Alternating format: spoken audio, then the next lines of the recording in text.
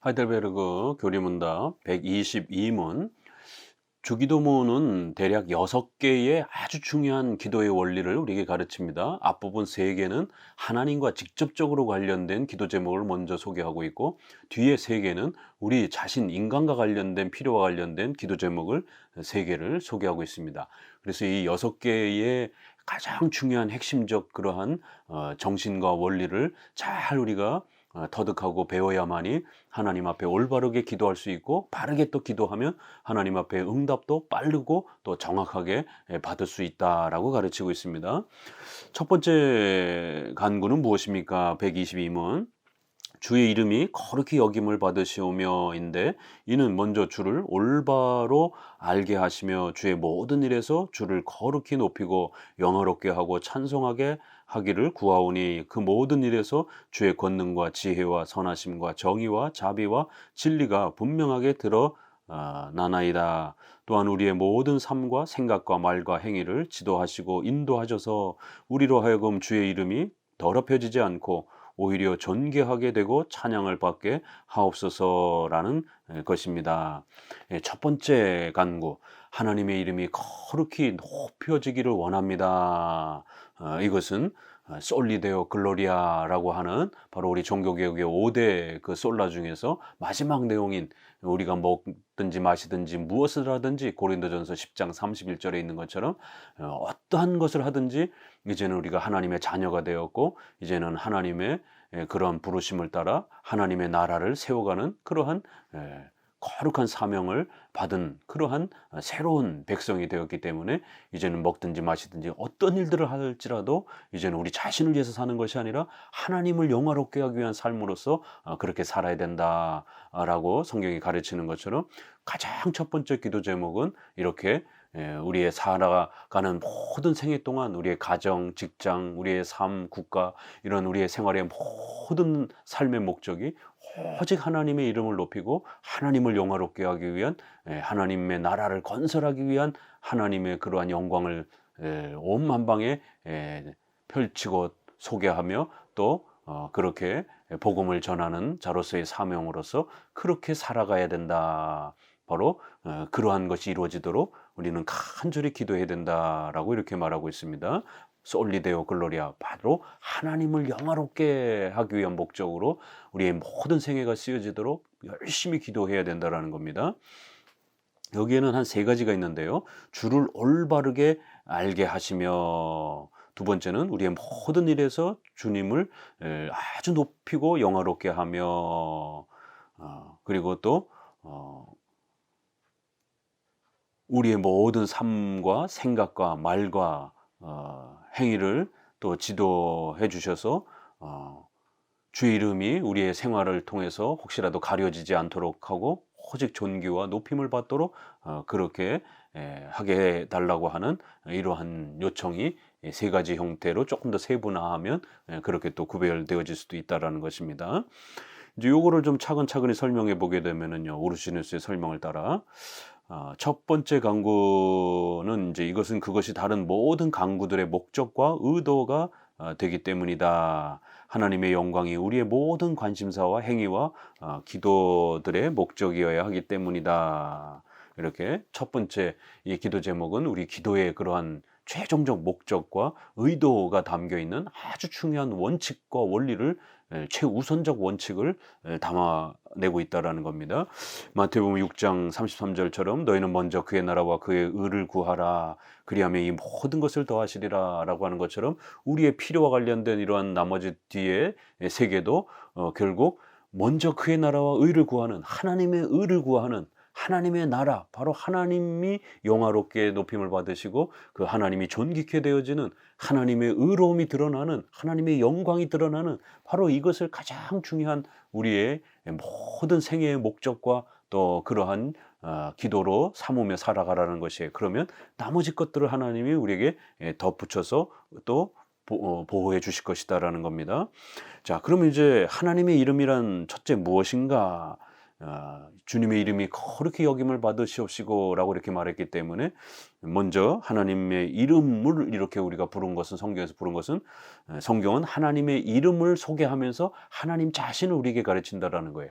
하나님은 영이시기 때문에 어떻게 물질적으로 보여줄 수가 없는 겁니다. 그래서 이런 여러 하나님의 이름, 여호와, 주님, 또 하나님, 만군의 여호와, 뭐 이런 여러 하나님의 이름들은 하나님 자신을 가르치는 그런 중요한 표현으로 사용되고 있습니다. 그래서 하나님 자신을 말하는 겁니다. 하나님의 속성과 역사들, 또 하나님의 계명과 명령, 또 하나님을 향한 예배에 대한 이런 여러 가지 내용들, 이렇게 하나님의 이름이 높임을 받으옵소서라고 하는 것은 바로 하나님 자신이 높임을 받으시고 하나님이 우리의 모든 또 예배와 또 이러한 우리의 성도들의 삶 전체를 통해서 존귀와 높임을 받으시도록 하나님께서 영광을 받으시도록 이러한 의미와 내용을 담고 있는 거라는 겁니다. 자, 그러면 두 번째, 하나님의 이름을 거룩히 여긴다는 것은 무엇인가? 이제 여기서 우리가 좀 조심해야 되는 것은 알미니안주의자들처럼 신인 협력주의를 주장하는 사람들은 마치 하나님의 본질에 우리 인간이 뭔가 공로적으로, 우리가 뭔가 원인적으로 이렇게 하나님께 보태줄 수 있는 것처럼, 하나님을 도와줄 수 있는 것처럼, 그래서 하나님께서 뭔가 부족하기 때문에 인간의 도움을 받아야 되는 것처럼, 그래서 공로적으로 우리가 하나님의 일을 도와주는 것처럼, 보태는 것처럼, 그래서 하나님의 본질, 하나님의 이러한 근원적인 하나님의 존재 자체에 뭔가 보태주는 것처럼, 그래서 하나님이 영광을 받으시도록, 높임을 받으시도록 우리가 도와줘야 되는 것처럼, 이런 식으로 신인 협력주의 개념으로 이 첫 번째 개념을 이해하면 큰일 난다라는 겁니다. 우리는 절대로 하나님의 본질과 그 존재 자체에 0.0000001%라도 우리가 보탤 수 있는 건 아무것도 없습니다. 우리의 공로적으로, 우리의 어떤 그런 능력적으로 우리 인간의 힘을 보태서 하나님의 본질에 뭔가를 더해준다든가, 하나님이 존재하시는 것에 뭔가 우리가 더해드린다든가, 이런 건 절대로 없는 겁니다. 하나님은 스스로 자존, 완전하신 분이신 것입니다. 그럼 왜 우리가 어떻게 하나님을 거룩하게 높인다, 하나님의 이름이 우리를 통해서 어떻게 그렇게 높아지는가? 하나님 스스로 완전한데 뭘 우리를 통해서 또다시 높임을 받으시는가? 여기에 대한 이해가 필요하다라는 거예요. 이건 하나님 본질과 그 자신의 뭔가를 보태는 신인협력적 개념이 아니라, 이것은 하나님이 우리를 창조하셨기 때문에 우리가 제2원인, 하나님이 우리를 인격자로 하나님 형상으로 창조해 주셨기 때문에 하나님께서 우리를 창조하신 그 목적과 그 방식에 있어서 정도는 우리가 얼마든지 하나님을 영화롭게 할 수 있다는 것이, 하나님이 인간을 창조하시고 혼우주 만물을 창조하신 것은 하나님께서 우리 인간의 이런 여러 인격적 활동들을 통해서, 우리의 섬김을 통해서 하나님께서 영광을 받으시기 위함이다, 나의 영광을 위하여 창조했다, 이런 이사야 말씀처럼 하나님 자신이 나타내시고 만들어주시고 드러내주시고, 또 이렇게 하나님께서 허락하신 범위 내에서 우리가 그 하나님을 열매 개념으로서 그렇게 하나님께 영광을 돌리며 하나님의 이름을 높일 수 있다라는 것입니다. 이거는 본질적인 것에 뭔가 보태는 것이 아니라 하나님과 우리가 서로 사랑하는 인격의 관계가 되었기 때문에, 남편과 아내가 서로의 또 그런 섬김을 통해서 그 존귀가 높아지는 것처럼, 하나님과 우리가 인격 관계가 되었기 때문에, 사랑하는 인격 관계가 되었기 때문에, 그런 인격적 연합의 그런 성격에 있어서는 우리가 잘못하면 하나님의 거룩한 영광스러움이 우리 때문에 욕되임을 당할 수도 있고, 또 우리가 잘하면 세상 사람들이 우리를 보면서 하나님을 또 바라보기 때문에 하나님을 영화롭게도 할 수 있는 것입니다. 세상 많은 사람들이 교인들을 보고, 교회를 보고 하나님에 대해서 잘못된 또 곡해와 오해를 하게 되는 겁니다. 또 하나님의 이름에 또 우리가 먹칠을 하게 되는 이런 일들이 벌어지는 것입니다. 왜 부모와 자식지간에도 부모의 그런 명예와 이런 것을 자식이 잘못함으로 인해서 손상시키는 그런 인격관계가 형성되어 있지 않습니까? 그런 걸 생각하면 되는 거예요. 그래서 그런 제2원인 인격적 그러한 서로의 연합 성격에서는 얼마든지 우리가 하나님을 영화롭게 할 수 있고 또 하나님의 이름을 실추시킬 수도 있다라는 겁니다. 하나님의 영광을 가리울 수도 있다라는 거예요. 그러나 하나님의 본질, 그 하나님의 존재 자체에 있어서는 우리가 죄를 범한다고 해서 하나님의 존귀가 낮아지는 것도 아니고 또 우리가 뭔가를 좀 더 보태준다고 해서 하나님께서 더 높아지는 것도 아니라는 겁니다. 이러한 신인 협력주의적 개념에서 하나님의 이름을 높이는 것은 공로주의적 성격이 있다는 것을 꼭 기억하시고, 우리는 하나님의 은혜 안에서 하나님이 우리를 인격적으로 대하시는 그 인격적 연합 안에서 하나님의 이름을 높이는, 하나님의 이름을 그렇게 하나님께서 우리를 수단으로 도구로 하나님의 역사에 사용하시기 때문에 그런 제2원인의 이러한 그 활동으로서 얼마든지 인격관계에서 하나님의 영광을 높일 수 있는 그런 자리가 있다라는 겁니다. 여기도 보게 되면 이제 여기는 세 가지 뜻을 지닌다 이런 부분에서, 첫째로 그 자체가 이미 거룩한 것을 거룩한 것으로 인정하고 높이고 찬양한다는 뜻이다. 이게 좀 어려운 표현이죠.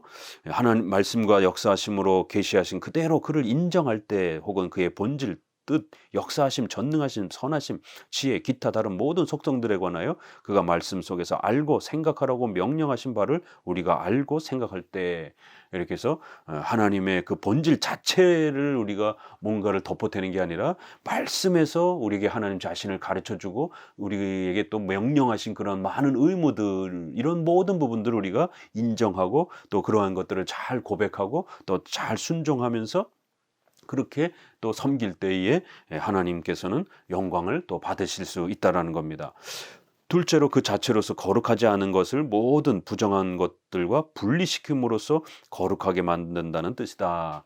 그래서 우리가 하나님의 이러한 또 뜻에 순종하는 그러한 과정에 있어서 세상의 이러한 방식과 분리해서 하나님의 명령에 온전히 순종하는 그런 행위를 통해서 하나님을 영화롭게 하는 그런 거룩의 개념에는 분리 개념이, 성별 개념이 있는 것이다라는 겁니다. 그래서 우리가 주일도 거룩하게 한다라고 했을 때는 주일을 어떻게 거룩해야 됩니까?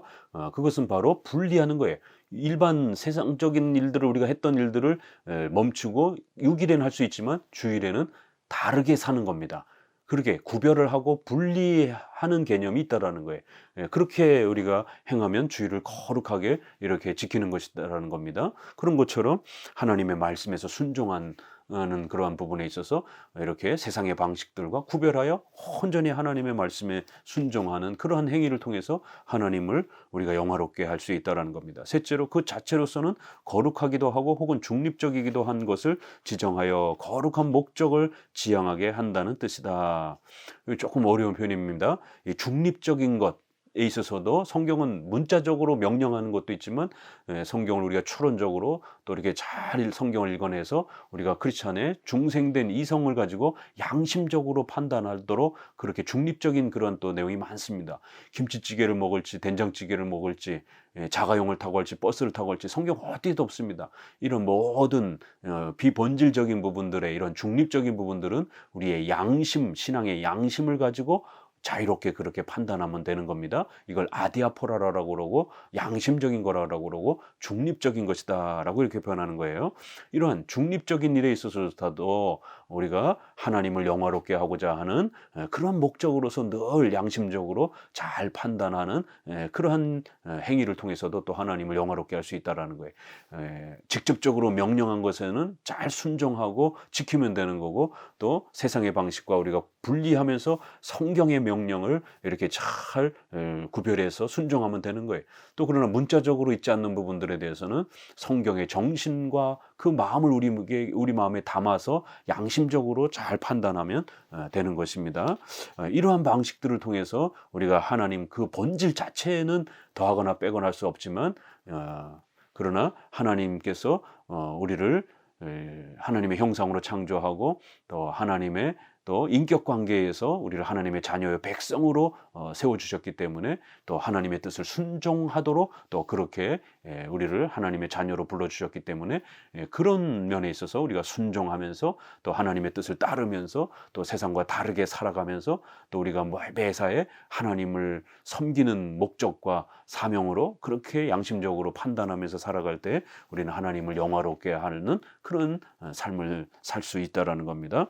이렇게 아주 구체적으로 이렇게 소개를 해 나가는 겁니다.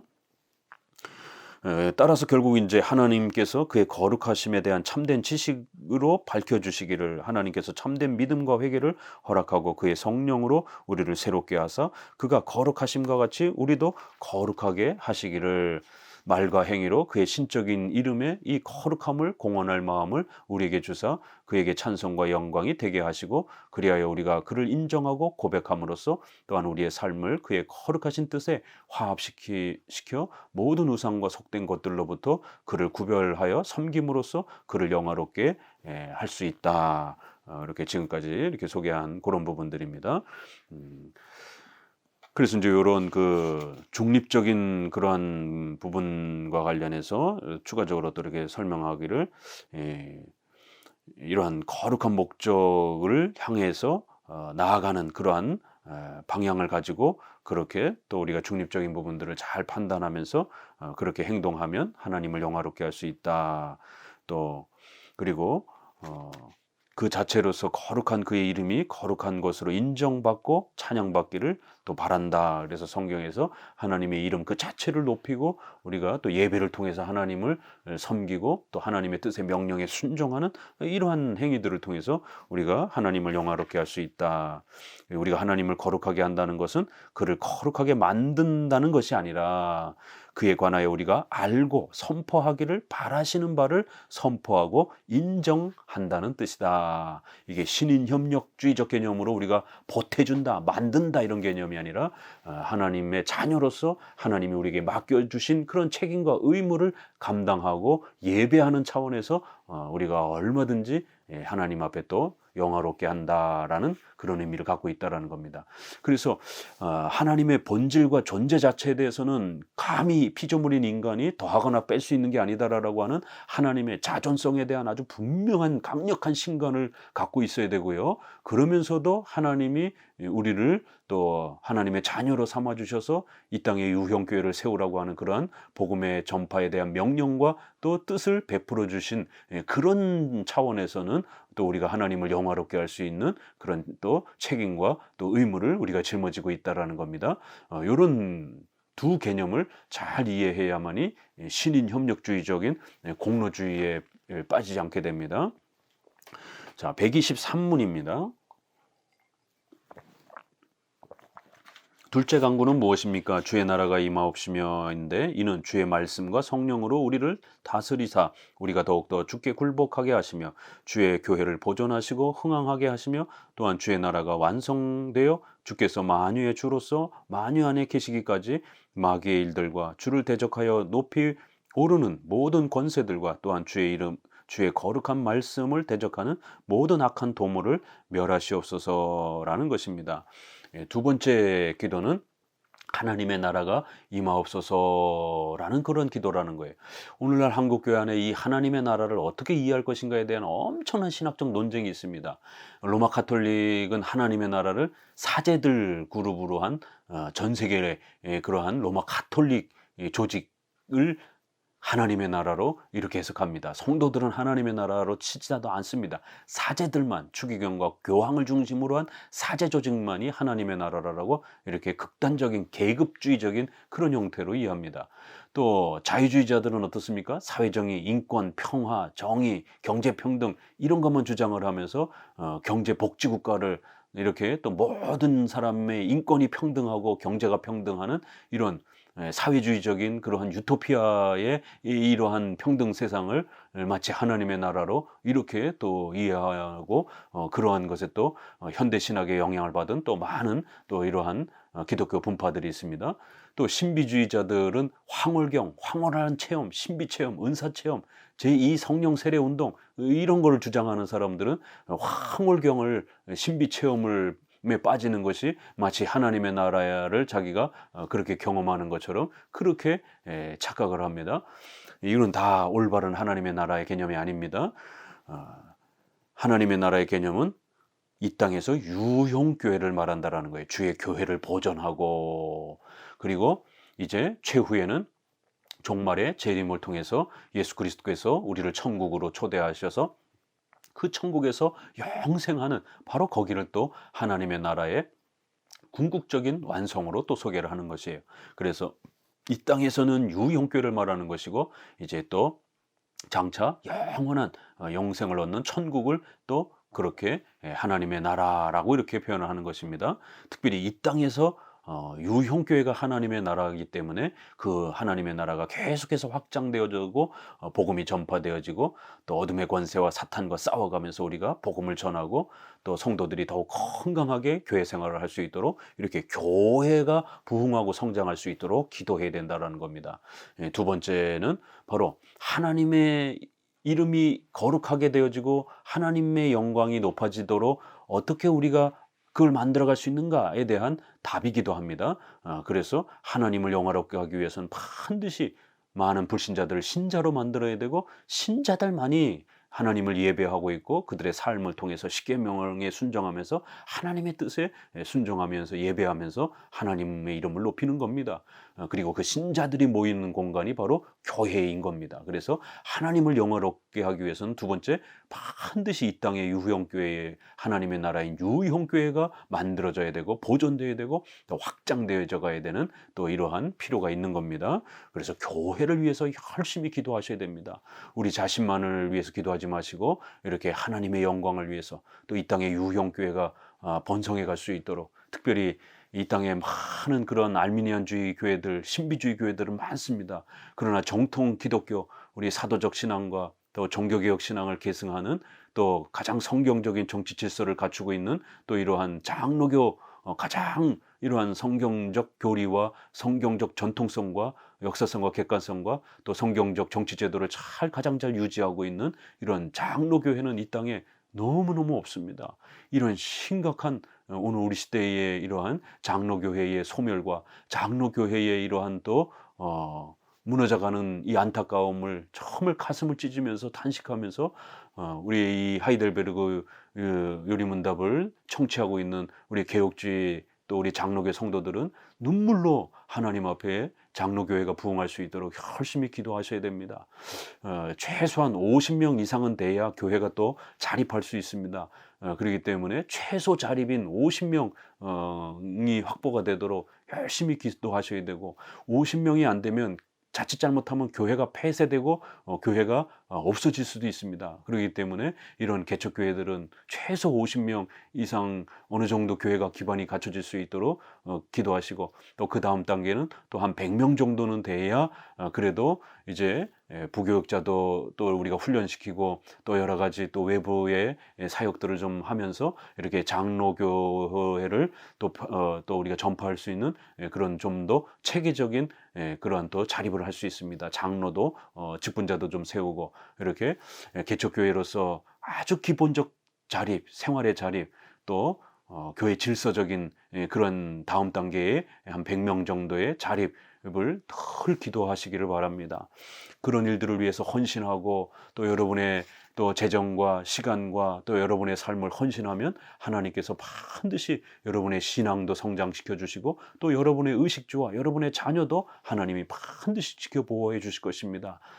여러분 자신의 삶만 집착해서 살아가게 되면 오히려 망가집니다. 이렇게 하나님의 나라와 이 땅의 유형교회를 사랑하면서 교회를 섬기고 평생 그 교회에 몸담아서 또 자손 대대로 이렇게 이어가면서 장로교회를 섬기는 이러한 역사가 여러분의 인생 가운데 주어져야 합니다.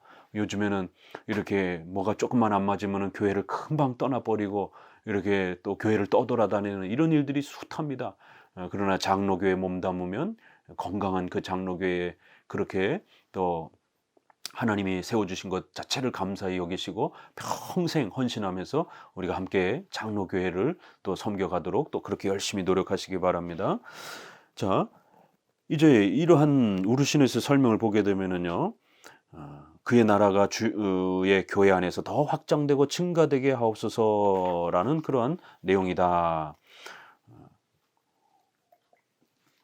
하나님의 나라란 무엇인가? 첫째, 하나님의 나라는 그 속에서 하나님께서 홀로 모든 피조물을 다스리시고 통치권을 시행하시되 특히 교회를 다스리시고 보존하시는 것이다. 이 나라는 보편적이다. 특별한 하나님의 나라는 또 하나님께서 교회 안에 역사하시는데, 이는 창세전부터 성부께서 성자를 보내서 교회의 사역을 제정하시고 보존하시며 그로 말미암아 그의 목적을 이루시게 하는 데 있다. 그래서 인류 가운데서 교회를 모으시고 다스리시고 모든 원수들에게서 보존하시고 보호하시며 죽음에서 일으키셔서 결국 모든 원수들을 영원한 정죄에 던지신 후에 그 교회를 하늘의 영광으로 장식하사 하나님께서 만유 안에 계셔 만유가 되게 하시고 그의 교회로 말미암아 영원토록 찬양을 받게 하고자 하신 것이다. 이렇게 이 나라는 세상적인 나라가 아니라 바로 영적인 나라라는 것이 분명히 드러난다. 이렇게 예수님의 말씀에서도 내 나라는 이 세상에 속한 것이 아니다. 이렇게 빌라도에게 던지시는 말씀에서도 예수님의 나라는 영적인 나라이다. 그리고 또 그 나라는 바로 교회인 것을 가르치는 것입니다.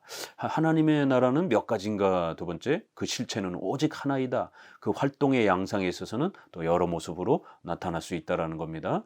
그래서 이 땅에서 시작이 되며 또 다른 하나는 이제 내세에서 이제 우리가 그 하나님의 나라가 완성이 될 것이다라는 겁니다. 그러므로 현재 세상에서 교회를 모으고 보존시키는 수단들이 그때 가서는 이제 더 이상 필요 없게 될 것이기 때문에 이 땅에서는 유형교회를 세우는 일에 우리가 훨씬 더 힘을 쏟아야 된다라는 겁니다. 세 번째, 이 나라의 왕과 우두머리는 누구신가? 바로 예수 그리스도가 왕이시다라는 겁니다. 네 번째, 이 나라의 시민과 백성들은 누구인가? 바로 지금은 죽어있는 믿는 그러한 믿고 죽은 그러한 성도들과 또 이 땅에 있는 살아있는 성도들, 이렇게 말하는 것이고, 그리고 이 땅의 유형교회 아래는 살아있는 바로 경건한 성도들이다, 이렇게 말합니다.